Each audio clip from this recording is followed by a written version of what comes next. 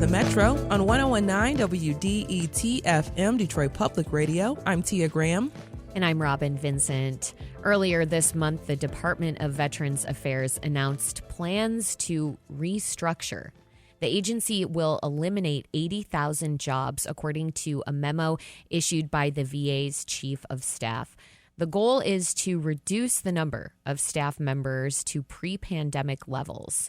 Now, this is another proposed cut to add to President Trump and Elon Musk's list of federal job cuts. Under Musk's Department of Government Efficiency, hundreds of thousands of jobs have already been eliminated.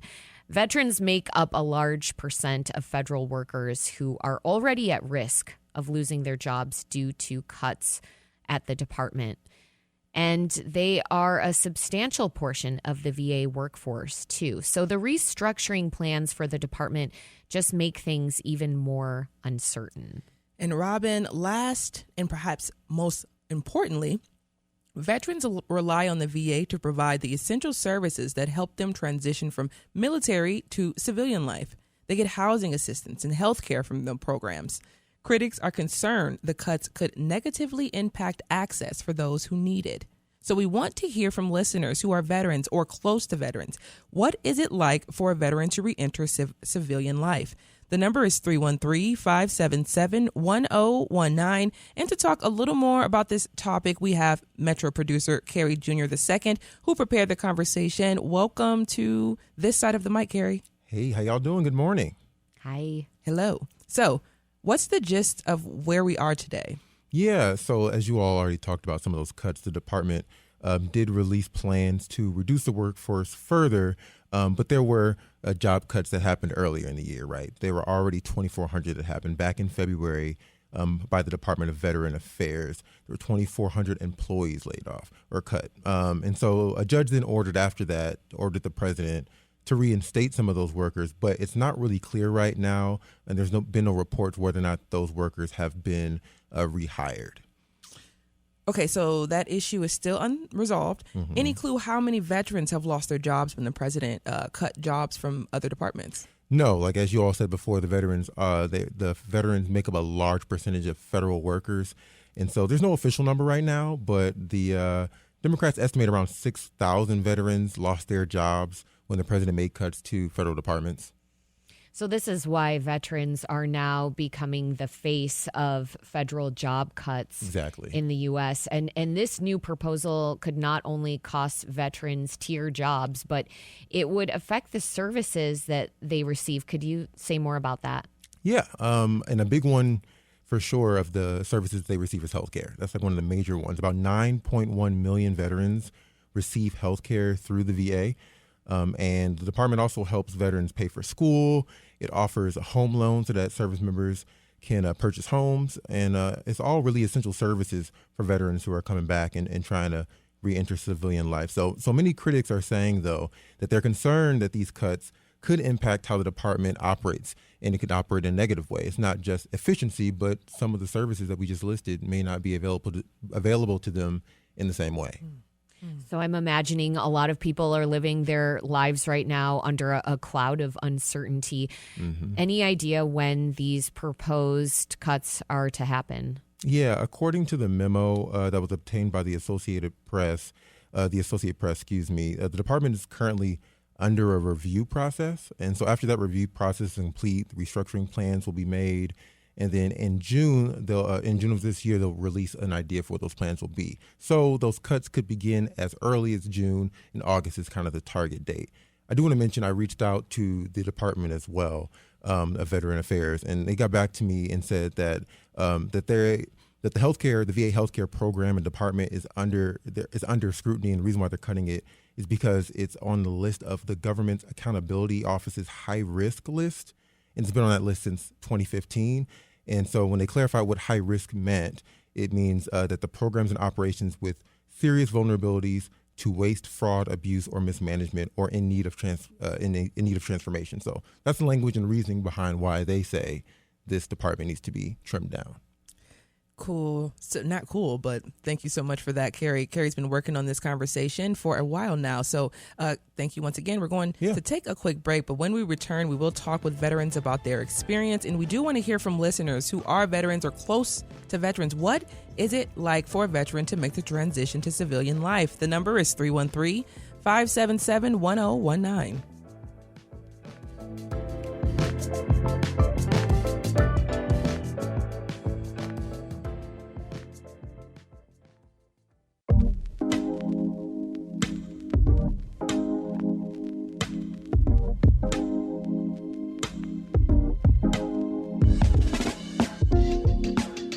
Welcome back to the Metro on 1019 WDET FM. I'm Tia Graham. And I'm Robin Vincent. The Department of Veterans Affairs announced job cuts that could reduce its ability to provide some services and benefits.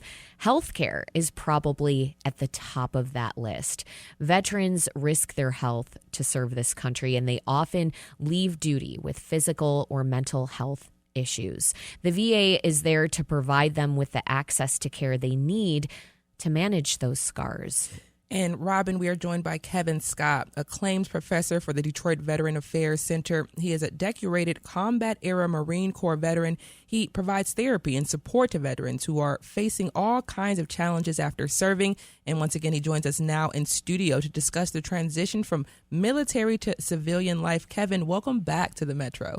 Thank you so much, and I'm so happy and honored to be here, Robin and Tia. But let me clarify one thing. I'm not a psychiatrist for the Veteran Affairs. I have my own private practice that I do specifically for veterans called the Crisis Peer. So veterans contact me when they're having issues. So I'm not an emissary in no way, shape, form, or fashion for the VA. I want to put that out there because we're in very tumultuous times, and I don't want anybody to misrepresenting anything I do on behalf of the VA. Yep. So say the name one more time. Mine is the Crisis Peer. Okay. And where is it located? It's located in Southfield. And you can go to my webpage, www.thecrisispeer.org. Thank you so much, Kevin. So first and foremost, thank you for your service. Thank you. What are those days like when you return home from duty? How different is your life at that time? That is an excellent question. And I'm also a national sponsor of called Upward Bound, which serves as providing veterans as sponsors for individuals who are transitioning from the active duty side to the civilian side. And what research has determined, and Dr. Gerald Garassi, he's the one who has put this wonderful piece together. It's called the deadly gap, which is the first 30 days from post-discharge. That's probably the most vulnerable and most susceptible time when our military veterans are at their pinnacle for completing death by suicide. And the reason for that is when we leave the military of active duty, we leave three things behind. The first thing we leave behind is our sense of belongingness. The next thing we leave behind is our sense of purpose. And finally, the last thing we leave behind is our sense of camaraderie. That was going to be the question, was about community that you build and the family that you build when you are in active duty and what it means to leave that community behind. Absolutely. It is a very frightening, to say the least. And actually, in all actuality, I specialize in traumatology. And it's a very traumatic experience because you leave what you know to now embark on what you do not know. We know formations. We know being here. We know following orders. We know what our mission states. Now you have taken that away from us, and you have not prepared us to transition into the minutia, if you would, of civilian life. How does my military training, how can I articulate that and become marketable in the civilian sector? It is very difficult.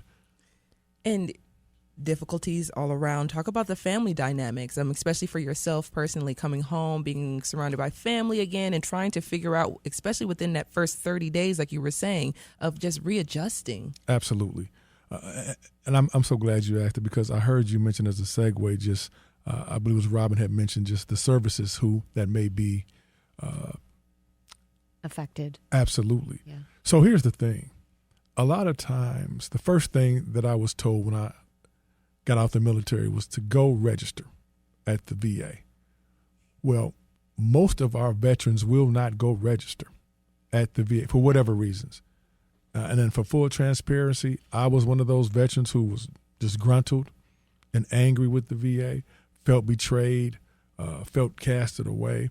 So a lot of our veterans, if they're forced out, whether it be medical or whatever reasons, administratively, or whatever the cause may be, there's a little bit of animosity, if you would, with the VA. There could be a very acrimonious and dichotomous relationship. So they won't go to the VA because they don't trust the VA. But it is so imperative for our veterans to go to the VA to get their evaluation, to find out, number one, what services am I entitled to?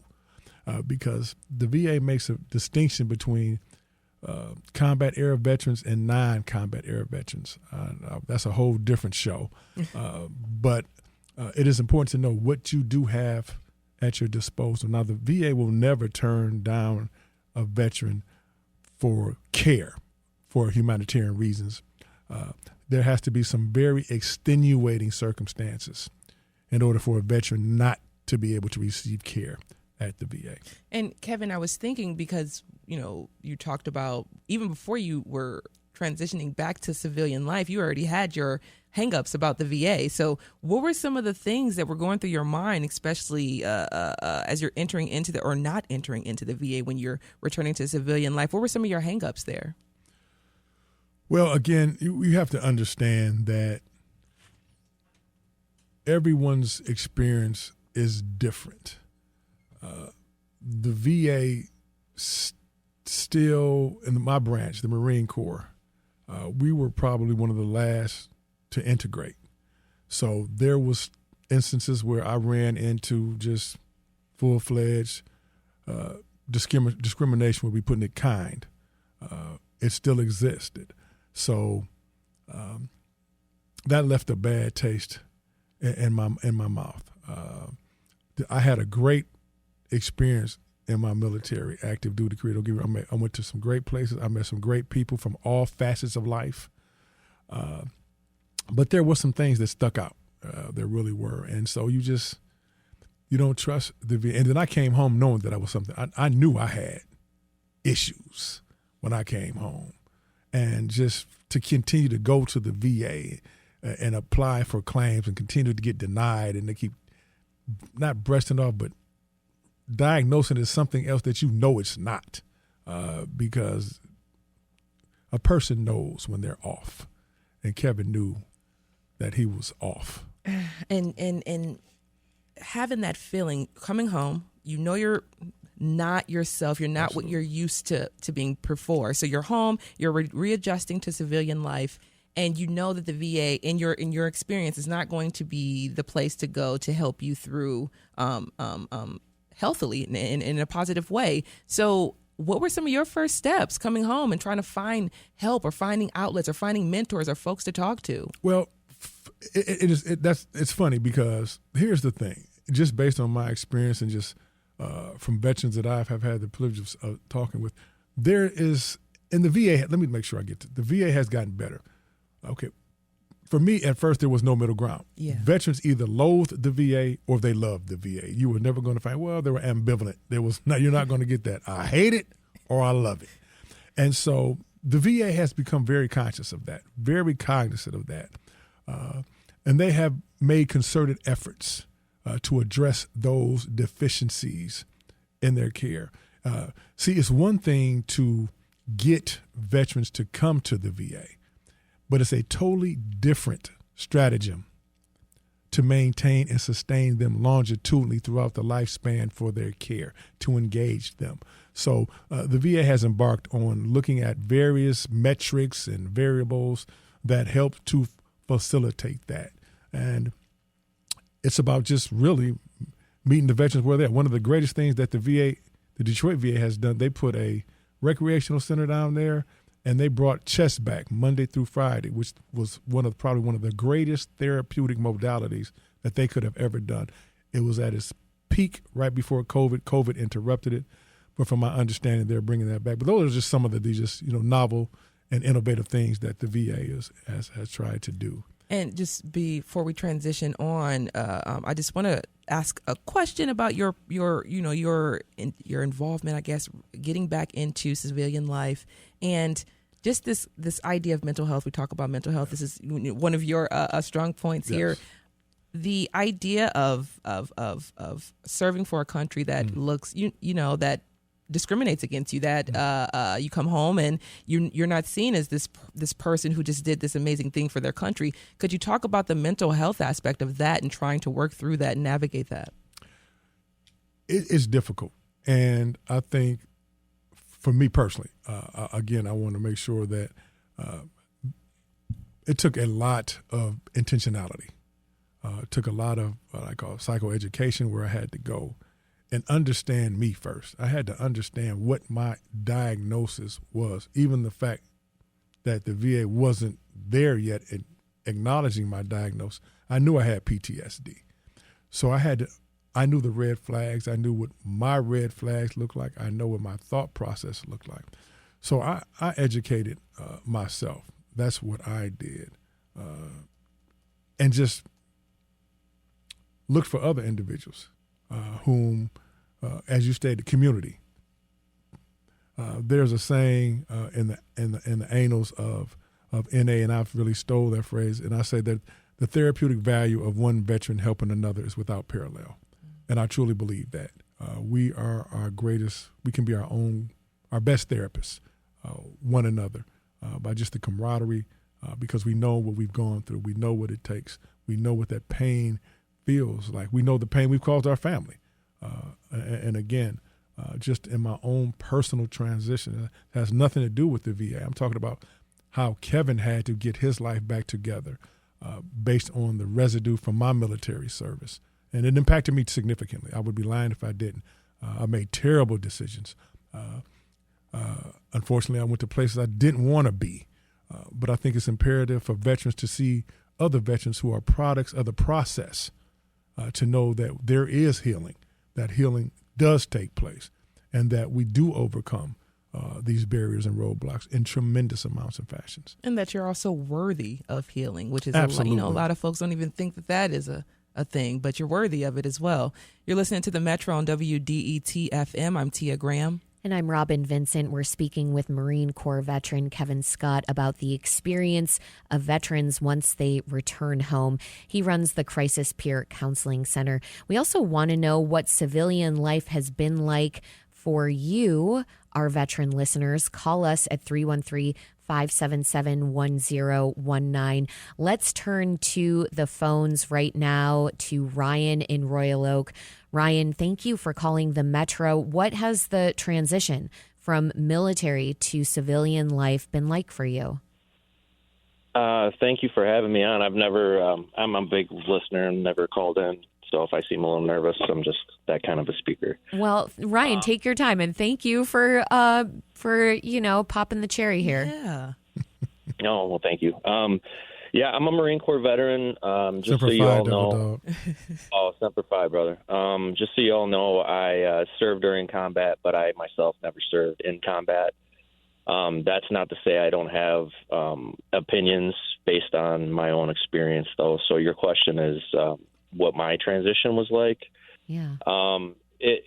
Well, coming out of a combat MOS, meaning combat job, and transitioning into civilian life is it's traumatic in daily interactions, not to mention, whatever you're going through as far as needing services. But, I think that for me, it was a lot to do with needing community and needing some experiences around me that helped me understand that, that I was going through things that were just human. It wasn't necessarily that I was, dealing with something that's,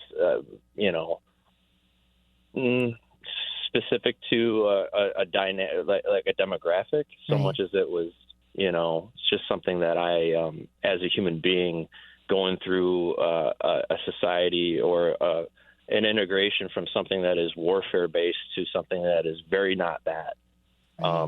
That a simple conversation can turn into a lot of misinterpretation. Transfer call to phone. So that's my biggest concern for people in any transition is, are they taken as more than they're given?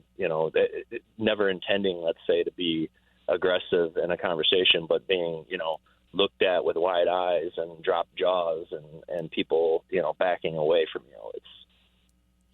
Yeah. So it really helped you to be reminded that you were not alone. I wonder if getting into the VA system helped you to do that, or if you could speak more to the supports that you found that helped you to feel like you were not alone in this transition.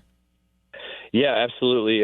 Back in those days, they didn't give you much as far as transition advice. They basically, after they give you like a week or two to get out of the service, then they just let you loose. I wandered into a Vietnam veteran service office in Warren, and they were so, open eyes, open arms, wonderful to me, and gave me the steps I needed to get processed and with my disabilities and starting to use medical services and everything with the VA. They were huge for me. And then once I got into, my own veterans groups, it was based out of Wayne State University. I was an academic advisor there specifically for veterans for 5 years, and I helped create the department that was specific to veteran services, and I did some things with research and such. So I gained this huge amount of experience. But for me, the VA, it's taken a long road from not so great to getting pretty good to, now I'm worried that the pretty good is going to go down to not so great again or even worse. So Ryan, then before we let you go, it sounds like you are worried about these cuts to the VA. Yes, I don't see how, a service that is already, something that's given to, less than 1% of the entire population of the United States serves and as veterans. I know it sounds like a great number of people being millions, but it's really not. And when you put that into, the fact that even people like me who didn't have to take rounds downrange have, hearing disabilities, physical disabilities, that I worry that are going to compact and compound into bigger issues down the road.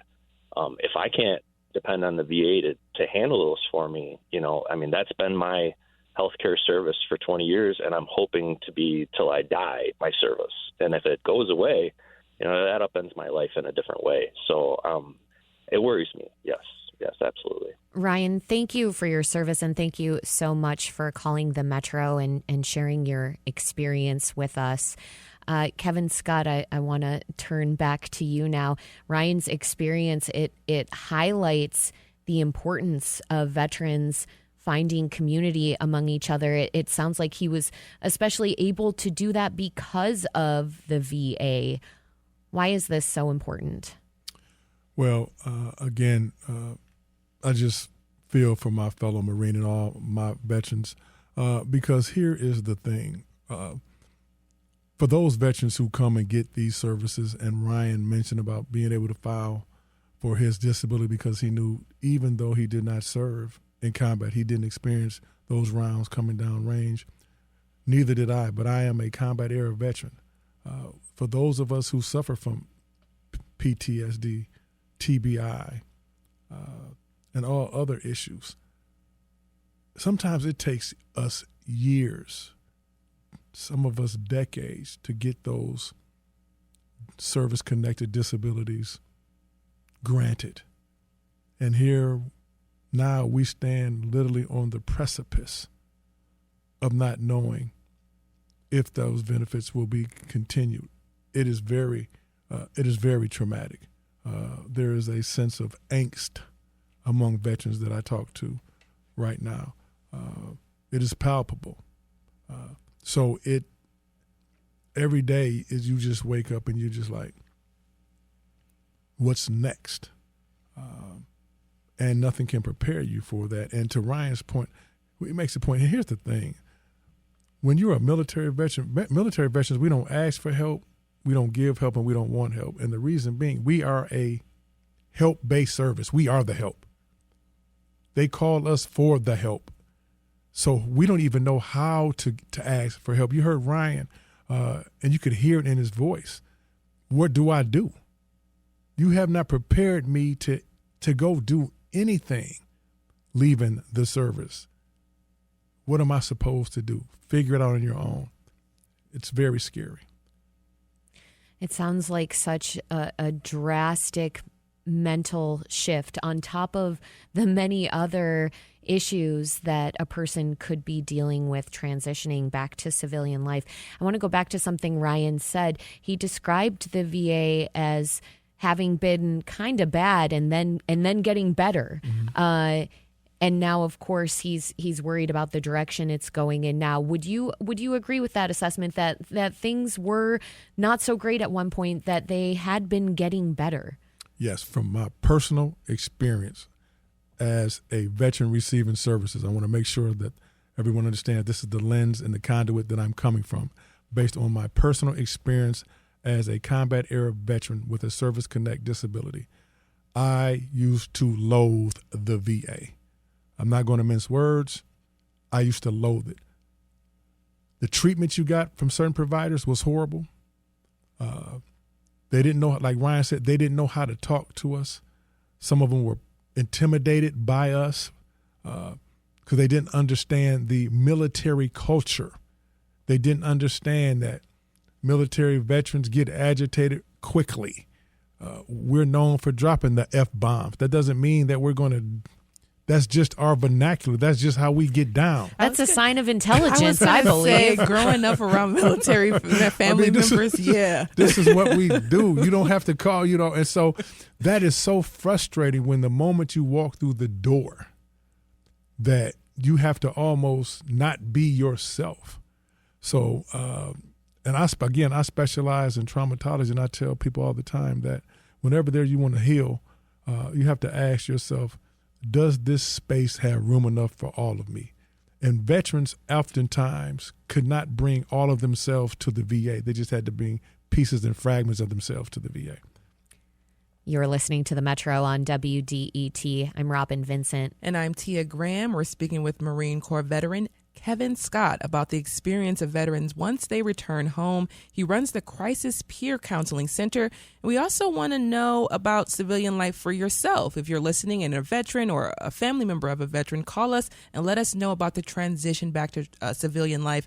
313-577-1019. Now, Kevin, we've been talking, of course, just in length about everything in terms of your involvement with the VA and liking it and not liking it and everything that we see happening. And everything right now is so speculative. We're trying to figure out what's going to be, what's going to come to pass. Can we talk a little bit about what you see as the future of the VA and especially as it's all speculation, but everything that we're seeing coming down from this Trump administration and the White House, where do you see it going?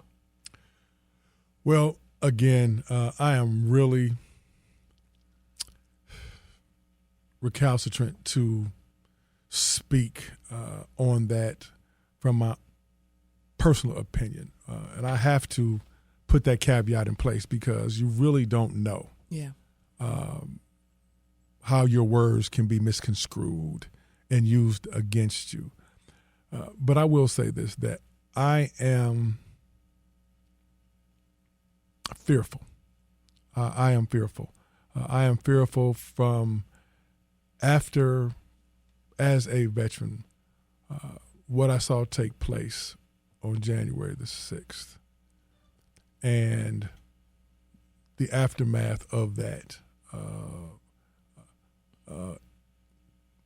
it just does something to my soul. It really does. So I don't know. I mean, I really don't know because I would have never thought as a vet, and so many veterans I talk to we're just so hurt behind that. I don't know. And that's the best answer. I just really don't know.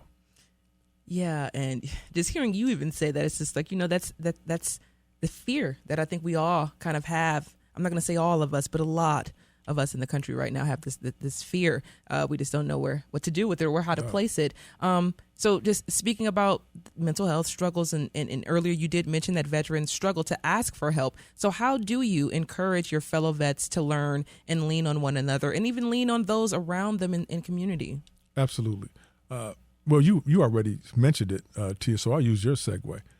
Coming to the realization that you deserve that you're entitled to this, you deserve this, that you're worthy of living your best quality life, that despite having a diagnosis, that does not preclude you from, number one, getting the services that you need and living the quality of life that you want in the community of your choosing. It is that simple.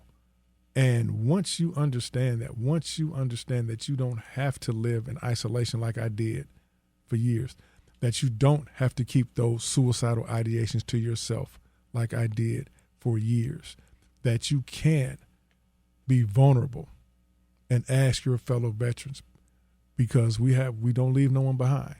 That's what we don't do.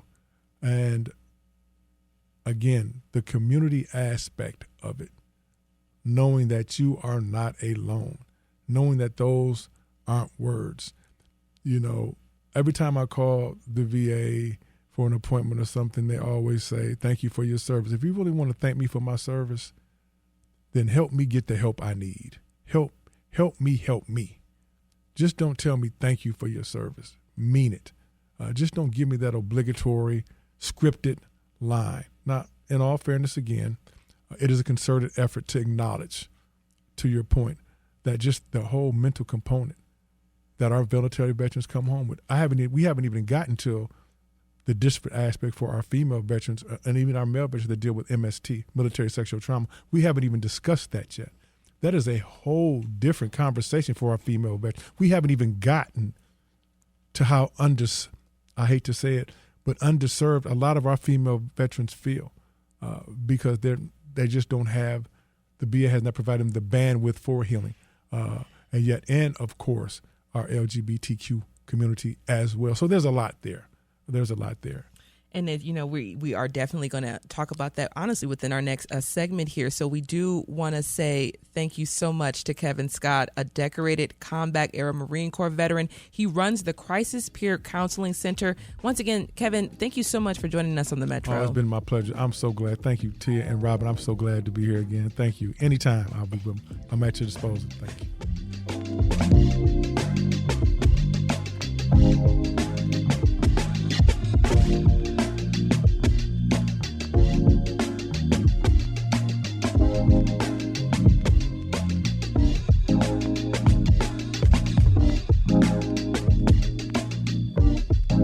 Coming up on the Metro, we'll talk to someone who leads an organization that helps women who are vets transition to civilian life. And we also want to hear from you. Are you a veteran or are you close to someone who is?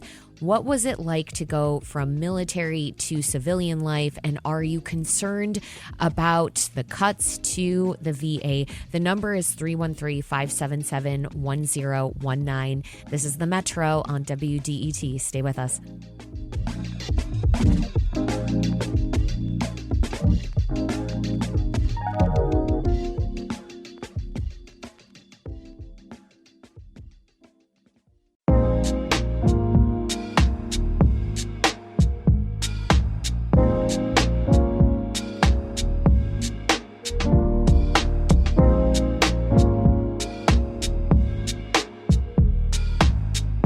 Welcome back to the Metro on WGET. I'm Robin Vincent. And I'm Tia Graham. And the Department of Veteran Affairs is expected to be further reduced. And since its main role is to give veterans the access to essential services they need during and after their service, today we are talking with veterans about making the transition from military to civilian life. That's right, Tia. And joining us now is Vidya Barnett. She's the co-founder and executive director of Vet Space. That's a group for women veterans to share nature-based experiences. Vidya, welcome to the Metro. Thank you for having me. So tell us what services from the VA have been helpful for you before we get into more specifically the work that you are doing and providing for women veterans. Sure. So thank you again for having me. I am a disabled Air Force veteran, and I have been using the VA since I got out in 1997. So I've actually, when I lived in the DC area, I would actually go to the Washington, DC hospital for my health care. And then when they transitioned to CBOCs, which are community-based outpatient clinics, I started receiving my service there. I do mental health. I live with PTSD. But I also used my VA loan to purchase 2 homes. And recently I used vocational rehab to attain my master's degree at George Washington University. Wow, Vidya. What did you study? Women, gender, sexuality studies with an emphasis on Black women veterans' health. You've got snaps over here in the studio. Yes, that's me. Yes. Tia Graham is snapping away for you. So you've been relying on the support of the VA for nearly 30 years, and it sounds like it has been a hugely vital support system for you. Is that accurate? Initially, no. So like Kevin shared, when I got out back in 97, when you went into the VA hospital, I don't know all of them, but there was a study done. Women veterans would be catcalled. So I experienced catcalling, sexual harassment from actually fellow male veterans as you're going into the VA hospital. But it's gotten way better. There have been studies to show that they have tamped down on that. They've actually put them in check to let them know, hey, we're there to get healthcare just like everyone else. And it has improved. Initially, there weren't mammograms, but now there is maternity care. There is lactation support, is very scant. There's also midwives. There's menopause support. So the VA has come a long way with providing services for women veterans. So now the question is, I mean, we have someone overseeing what's happening in the military who doesn't necessarily believe, Pete Hegseth, that women should be that women should be serving in the military. I mean, and it sounds like there's been a lot of progress that you just described when it comes to supporting women veterans who are transitioning back to civilian life. Are you concerned that these services could disintegrate, that they could fizzle away? Absolutely, especially now with the erasure of women's services from the various military websites, DoD websites, down to Arlington National Cemetery. They are scrubbing women who have died for this country, put their lives on the line from Arlington National Cemetery's website. So, one of my main concerns is that women veterans healthcare will be the first on the chopping block. We see that they're already going off after our trans brothers and sisters. And the natural progression. My concern is that then they will go after our gay brothers and sisters, and then women veterans will be next, especially with the current secretary. Yeah, I think there are a lot of people right now who are concerned, a lot of veterans who maybe don't fit one very specific mold, and that is white, straight men. Living a normal life is very different than when you are on active duty. Can you talk a little bit more about what it was like to try and acclimate back into regular life? Wow. So acclimating again, I got out in 97. So it's totally different. My daughter just got out in 2022. She's a coastie. It's a little different. I didn't know anyone other than my uncles who served in like World War II or Korean War, or my dad and my mom are Vietnam era veterans. But my parents at the time were not receiving VA services. They weren't in the system. So I really didn't know what to do, where to go, or anything. It wasn't until I had a health crisis and I didn't have health care at the time that I was like, well, let me try the VA. Mm. Just kind of like, okay, let me see if they can help me. But I equate it to aging out of foster care. It's just like, hey, thank you for your service. Here's your DD 214 and have a nice life. You're listening to The Metro on WDET. I'm Robin Vincent. And I'm Tia Graham. We're speaking with Vidya Barnett about the experience of veterans once they return home. We also want to hear from our listeners who are vets. What was the transition from military to civilian life like for you? The number is 313-577-1019. We're heading to the phone lines right now to Todd on the east side. Todd, are you concerned about the proposed cuts to the VA? And hello. Hello. Hi, it's Robin and Tia. How you guys doing? I love the show. I want to get that out of the way. I'm a Marine Corps veteran. I used to work for the Department of Veterans Affairs, so I have a really unique perspective on, all these cuts. As I was telling your producer, if you just look at it like, oh, we need to make cuts, from a business perspective, that's just like the bad way of looking at it. But my benefits, that I received, I got out in 2001. I was one of the first people who kind of were privileged enough that they did transition our benefits directly from military through the Veterans Affairs. And that had to do a lot with the technology that was available at the time. So like your last, the guest that's on the show, there's kind of a division between like my parents. My father was a vet during Vietnam too. He has a totally different perspective than me. I use it kind of like when John McCain, he said he was his, primary source of health care. I use it the same way. I just relocated from Virginia. I needed a tetanus shot. I roll in, they see all my records. So I'm a big proponent, and any cuts to that, I would just be totally against it if we're just talking about cuts. You want to drill down and do some analysis, there's always ways to make a business run better. And that's kind of the discussion I was having with your producer. Mm-mm. Todd, thank you so much for your call this morning. And Vidya, what concerns do you have about cuts to the Department of Veterans Affairs? So my main concern, like I shared earlier, is women veterans receiving the services that they need. I think that it's important for people to understand that we have to fight for our benefits. It's not just given to you. So even getting VA disability compensation, that is a whole process. You have to prove that there is something wrong with you and that is impacting you currently. So there's a whole process to go through that, as well as if you're trying to do voc rehab, there's another whole process to prove that you need education benefits or what have you. Now, if you have the GI Bill, that is something different. Because I am a Montgomery GI Bill person, my benefits ended right after 12 years. Our post 9/11 veterans, theirs is set up a little bit different. I think there's now forever GI Bill. So, like Todd said, each generation, there were some improvements. And my main concern is that those improvements will be rolled back. Yeah, and just listening to you speak right now, VD, I'm thinking about, you to those, whether or not you were an active duty or active combat or not. I think about just the fact that you were overseas or wherever you are and you're fighting for your country, and then you have to come back home and fight for the rights for fighting for your country. Can you talk about the mental Olympics you have to go through when you're dealing with transitioning back to civilian life?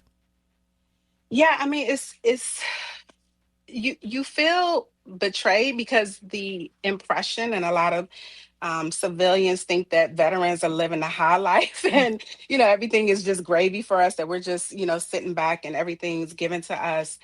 So it really is hard when you like say for instance, if you need any type of specialty care, say to see an orthopedic or what have you, there are hoops and hurdles that you have to jump. Whereas if you were in the civilian sector, your doctor just gives you a referral and you go see a specialist. At the VA, not so much. There's all these steps that you have to take before they would even issue a referral. So after a while, and then it takes time to get these appointments. It may be a 2 or 3 or 4 month wait. So if we're talking about cutting staffing down to the 2019 numbers, whereas we had the PACT Act passed in 2022, and you had all these veterans enrolled that were burn pit victims, Navy blue water victims. Those individuals also got into the VA healthcare system. So taking us back to 2019 numbers, which is, it'll be devastating. Mm. And then let's go back to the phone lines really quickly. We have Paul in Rochester. Welcome to the Metro, Paul. What was it like for you transitioning to civilian life? Well, I got out of the service in December of 1969, and I went directly from combat in Vietnam to just being let out a few days later. And there was really virtually no support at that point in time. I started down at Wayne. It took me close to 50 years to actually try to get some support from the VA. I don't know whether it was fear of it or stories about the VA, not caring. Mm-hmm. But I got at a time when no one really cared about vets. And it was difficult to get courage up to actually go in and talk to someone. And when I finally did about half a dozen years ago, I found a few good people at VA outreach centers and went down to the new hospital downtown Detroit. But the transition was tough because I didn't want to talk about it, and people didn't want to talk to me, to be bothered with us. We just wanted to be forgotten at that point in time by general society. And Paul, I just want to really quickly follow up with you. Did it feel as if you were kind of you fell through the cracks, or you just kind of went unnoticed? Basically unnoticed. I mean, it's as if people didn't really care at that point in time. I think there was embarrassment about and confusion, maybe guilt about the war, and consequently, those of us who actually fought in it came home. Yeah. And it sounded like we were pariah, but people just didn't want to deal with us. Yeah. The first few times we went down to the VA, it was almost impossible to get an appointment. Just to get a VA card took me a couple of years. It was just a lot of confusion. And at the time, I'm happy for veterans today that finally they are being recognized for what they have done. My dad fought in World War II, talked about how proud he was to go down to a little town, Ohio. He'd go out and people would buy him a beer. It was the exact opposite in my experience. Coming home was like, I never wore my uniform after I came home. My mom wanted me to wear it to church the first weekend, and I just said, I'll go to church with you, but I don't want to deal with people. So it was almost like...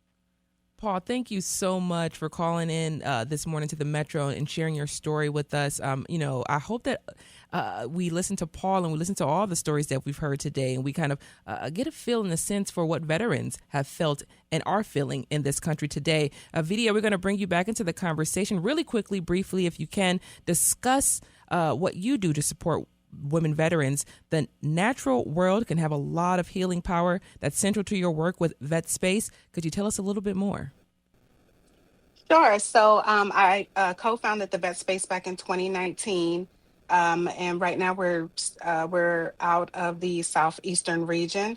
And what we do at the Vet Space is we create safe spaces for women veterans to recreate outdoors, connect with nature, themselves, and each other.